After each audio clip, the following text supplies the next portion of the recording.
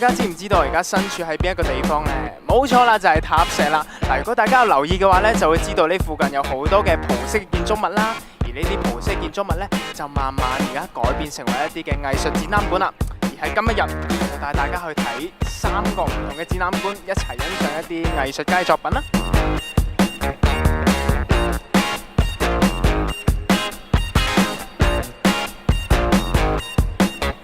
唔好睇呢啲服裝款式同埋常規尺寸差唔多啊，其實袖珍版本所要求嘅工藝遠比常規嘅嚟得更高，需要更多時間同精力去縫製，非常考驗設計師嘅創意同埋手工藝㗎。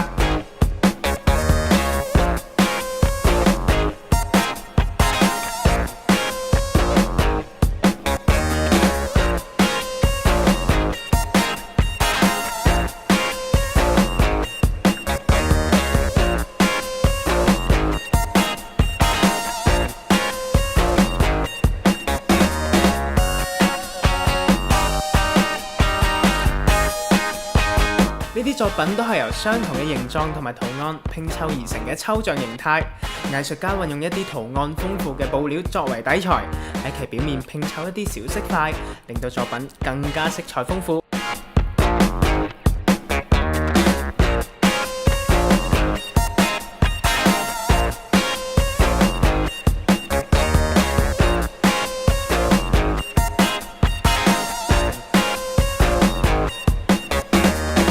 創作呢啲作品嘅2位藝術家係嚟自法國嘅克洛德維亞拉同埋法蘭克卡列尼納。佢哋認為偉大嘅繪畫作品中所蘊藏嘅力量係源自於一種相同嘅信念，而唔係單單一種風格或者表現嘅手法。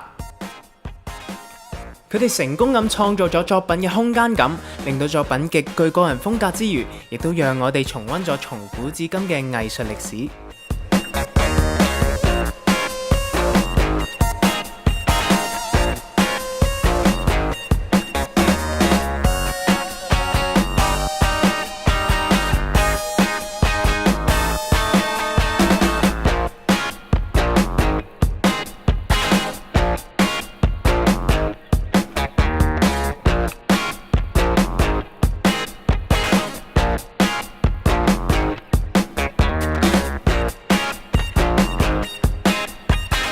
多重奏嘅繪畫作品係由喺大學時期主修昆蟲學嘅年青人鄭偉恩所創作嘅，內容以昆蟲為主題，運用超乎嘅想像力，將唔同類型嘅昆蟲形態滲透到生活細節中，喺平面嘅畫紙上創作出一個奇異嘅空間。呢個展覽的確令我哋以一個唔同嘅角度去欣賞昆蟲啊！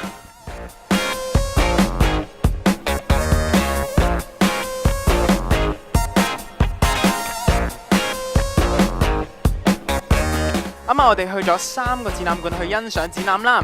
嗱，據我所知呢3個展覽館呢，佢就會不定時咁舉行一啲藝術嘅展覽嘅。嗱，中意藝術嘅你絕對不能錯過啦。Good.